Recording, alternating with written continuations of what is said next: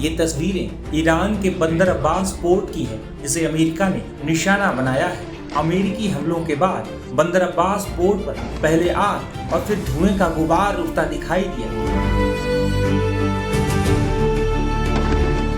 बता दें कि कुछ ऐसा ही हमला अमेरिका ने ईरान के चाबहार पोर्ट पर भी किया है। रिपोर्ट्स के मुताबिक अमेरिकी हमलों के बाद चाबहार पोर्ट पर बिजली व्यवस्था पूरी तरह से ठप हो गई है। अमेरिका लगातार ईरान के रणनीतिक ठिकानों को निशाना बना रहा है। बता दें कि ईरान का बंदर अब्बास पोर्ट देश का सबसे महत्वपूर्ण समुद्री बंदरगाह माना जाता है। ये होर्मुज स्ट्रेट के पास स्थित है, जहां से दुनिया के समुद्री मार्ग से होने वाले तेल व्यापार का बड़ा हिस्सा गुजरता है। इस वजह से इसकी रणनीतिक और आर्थिक अहमियत काफी अधिक है। बंदर अब्बास के पास स्थित शहीद रजाई पोर्ट ईरान का सबसे बड़ा कंटेनर टर्मिनल है, जहां से देश के अधिकांश आयात निर्यात का संचालन होता है। तेल, पेट्रोकेमिकल उत्पाद, मशीनरी और अन्य आवश्यक सामान इसी मार्ग से ईरान के भीतर और विदेशों तक पहुंचते हैं। यह बंदरगाह ईरान की नौसेना और IRGC के लिए भी प्रमुख सैन्य अड्डा है, जिससे फारस की खाड़ी और होर्मुज स्ट्रेट की निगरानी की जाती है। इसी वजह से अमेरिका ने बंदर अब्बास पोर्ट पर भीषण हमला किया है।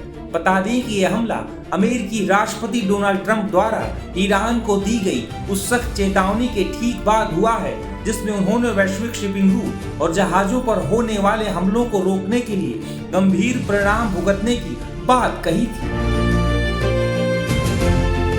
वहीं अमेरिकी रक्षा मुख्यालय ने स्पष्ट तौर पर कहा है कि अंतर्राष्ट्रीय समुद्री व्यापार और होर्मुज स्ट्रेट से गुजरने वाले जहाजों की सुरक्षा सुनिश्चित करने के लिए यह हवाई हमला काफी जरूरी था। सेंटकॉम ने ईरान की गतिविधियों को वैश्विक शांति के लिए खतरा बताया है।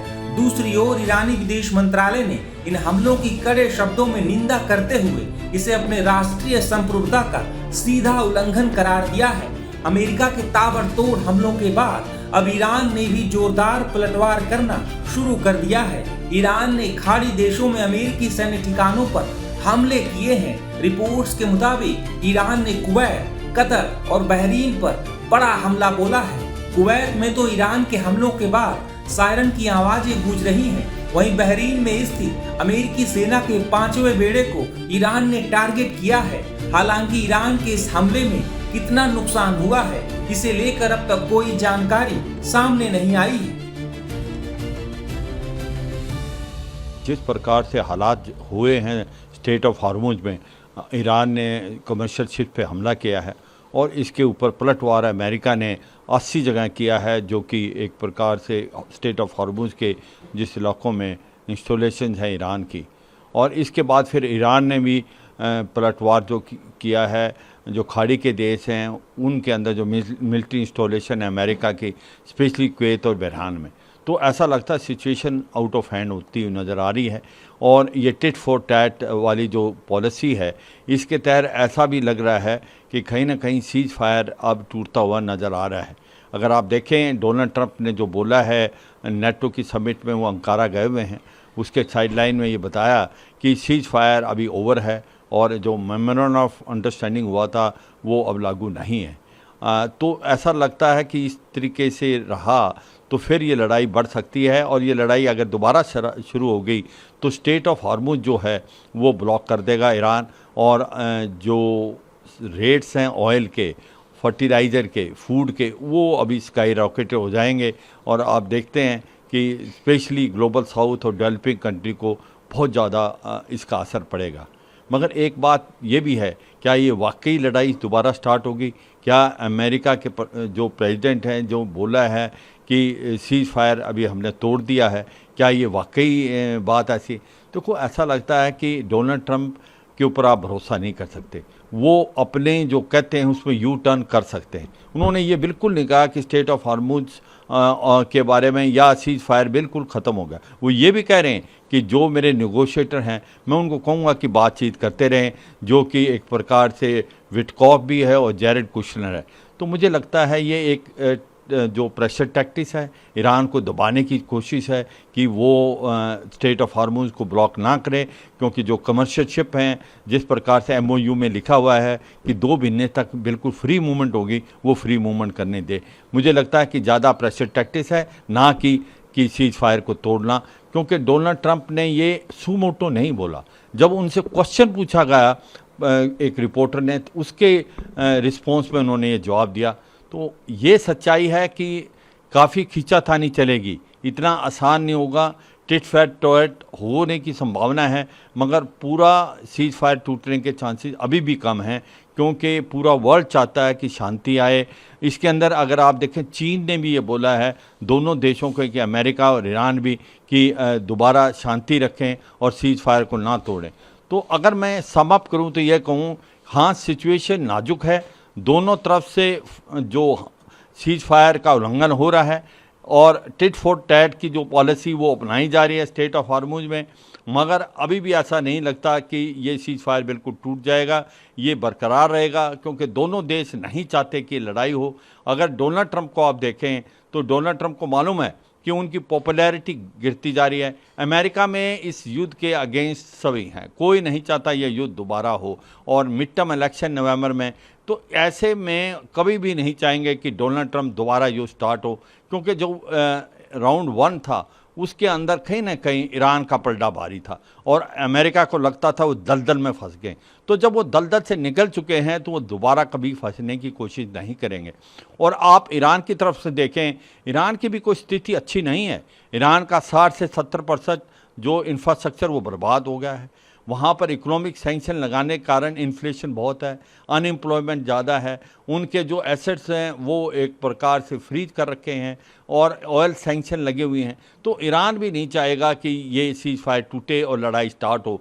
तो ऐसे में ऐसा लगता है कि जो डोनाल्ड ट्रंप ने एक प्रेशर टैक्टिक्स अपनाई है, क्योंकि ईरान जो है स्ट्रेट ऑफ हार्मोज के अंदर कमर्शियल शिप के ऊपर हमला कर रहा है, वो एक कारण था। मगर अब भी ऐसा लगता है कि दोनों में आपस में थोड़ा सा रिस्ट्रेंट दिखाएंगे। अमेरिका और ईरान दोनों ही नहीं चाहते कि सीज फायर टूटे। तो ऐसा लगता है कि ऐसी स्थिति तो लग रही है नाजुक है, मगर अभी भी सीज फायर होल्ड ऑन होगा, बातचीत का दौर चलेगा।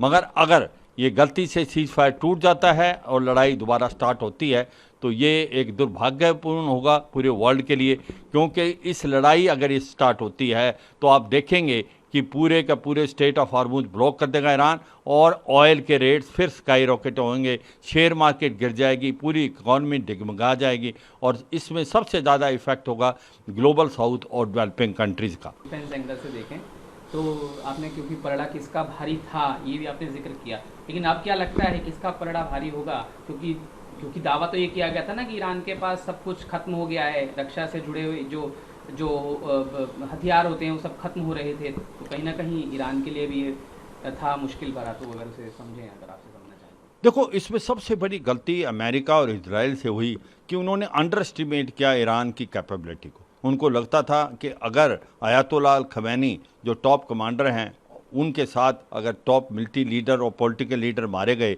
तो फिर ईरान घुटनों पे आ जाएगा और ईरान आगे लड़ नहीं पाएगा। मगर ऐसा नहीं हुआ। ईरान के पास जो जमावड़ा था रॉकेट मिसाइल ड्रोन्स का वो बहुत ज़्यादा था। और ये देखें कि ये जो पहला राउंड हुआ तो कहीं ना कहीं पलड़ा इसलिए भारी रहा ईरान का कि अमेरिका जो है वो अपने हथियारों से कोई ज़्यादा नुकसान नहीं कर पाया ईरान का।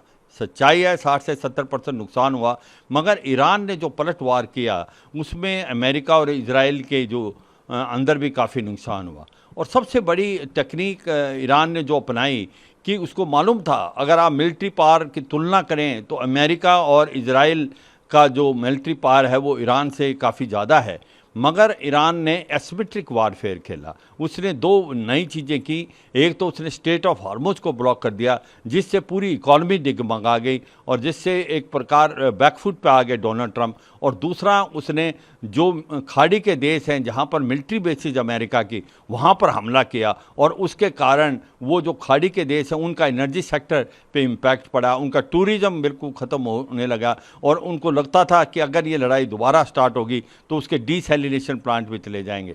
तो अगर आप देखें कि जो राउंड 1 था तो कहीं ना कहीं पलड़ा भारी ईरान का नज़र आ रहा है, और अगर ये लड़ाई दोबारा शुरू होती है तो फिर मुझे लगता है ईरान का पलड़ा फिर भारी रहेगा, क्योंकि उसका अभी भी 40% के करीब हथियार, रॉकेट मिसाइल, ड्रोन जो हैं वो अभी भी इंटैक्ट हैं, जबकि अमेरिका और इजराइल के पास भी किसी हद तक काफ़ी जो हथियारों का जमावड़ा था वो बहुत कम हो गया है। और कई बार तो ऐसी इन्फॉर्मेशन आ रही है कि जो अमेरिका के हथियार पड़े हुए थे नेटो के पास वो भी उन्होंने लिए हैं। तो मुझे लगता नहीं कि अमेरिका ऐसी भूल करेगा कि ये लड़ाई दोबारा स्टार्ट करे। अगर खुदा न खास्ता ये दोबारा स्टार्ट होती है तो मुझे लगता है कि फिर ईरान का पलड़ा ही भारी रहेगा, क्योंकि उसके पास जो मिसाइल, रॉकेट, ड्रोन्स हैं और उसका भंडार है, और फिर वो जो एक प्रकार एसिमेट्रिक वारफेयर दोबारा कर देगा, स्टेट ऑफ हार्मुज को ब्लॉक करेगा और खाड़ी के जो देश हैं उनके एनर्जी सेक्टर के ऊपर हमला करेगा